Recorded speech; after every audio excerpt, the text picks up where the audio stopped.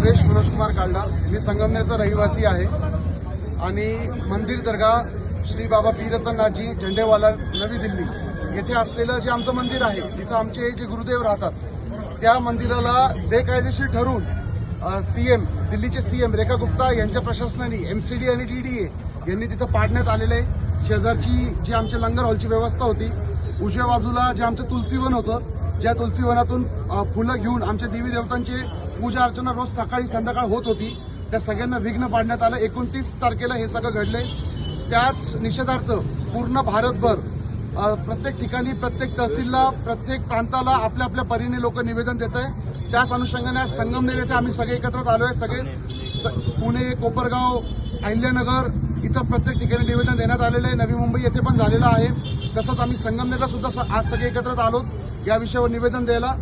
आमचं देशाचे पंतप्रधान नरेंद्र मोदी, गृहमंत्री अमित भाई शाह या सगळ्यांना निवेदन आहे आणि दिल्लीचे मुख्यमंत्री रेखा गुप्ता का आमची जी जागा आहे, आमचं जे पवित्र स्थळ आहे, जे आमच्यासाठी कुठेतरी एक आध्यात्मिक केंद्र म्हणून आम्हाला 1947 नंतर आम्ही तिथं आध्यात्मिक शांती शोधली, असं तो केंद्र आहे। त्या केंद्राला परत जसं तसे करावे ही आमची सगळ्यांना नम्र विनंती आहे। आणि त्याचबरोबर उत्तर प्रदेशचे मुख्यमंत्री माननीय योगी आदित्यनाथजी यांना पण सादर विनंती करून या सगळ्या विषयांमध्ये स्वतः लक्ष घालावं। का?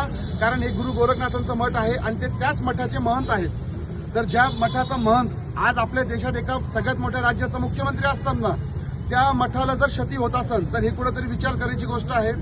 आणि आज 1500 वर्ष जुनी या इतिहास असलेल्या मठाला जर कुठेतरी क्षती होत असेल तर आपण सगळ्यांनी ह्याच्यावर एकत्र येऊन पूर्ण भारतभर सगळ्यांनी आपल्या आपल्या तहसीलमध्ये, प्रांतामध्ये निवेदन देण्यात यावे आणि सर्वांनी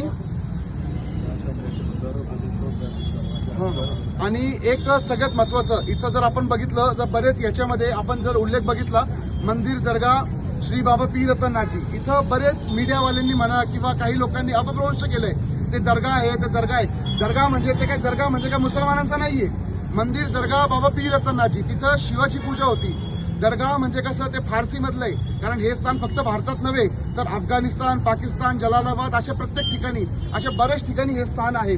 तर याची 1500 वर्षापूर्वी जेव्हा त्याची स्थापना तिथं झाली, जेव्हा नेपाळचे राजा रतननाथजी यांनी जेव्हा धर्माची स्थापना करण्यासाठी अफगाणिस्तानमध्ये गेले, त्यावेळेस तिथं त्या जागेला, म्हणजे जी जागा जिथं आपण धार्मिक स्थळ आहे, जिथं जाऊन आपण पाया पडतो देवाचे, सगळं इबादत करतो, त्याचं दर्गा नाव आहे। असा दर जिथं आपल्याला घर म्हणता येईल, ज्याला आपल्याला घर म्हणता येईल, असं याचा अर्थ दर्गा असतो। दर्गा म्हणजे काय, जो माझं घर आहे या अनुषंगाने त्याला नाव दिलेलं गेलं आहे, मंदिर दर्गा बाबा श्री पीरतननाथजी। तर सगळ्यांना हात जोडून विनंती आहे का तो दर्गा आणि आपण जो बघतो तो दर्गा याच्यात लई फरक आहे। हे गुरु गोरखनाथांचं मठ आहे, तिथं शिवाची पूजा होती, तिथं राधाकृष्णाचं मंदिर आहे, तिथं भैरवनाथ आहेत आणि मागच्या 16 वर्षापासून अखंड 24 तास अखंड ज्योत जागून तिथं श्रीराम जय राम जय जय राम, हरे राम याचा पाठ नित्यंत चालू आहे।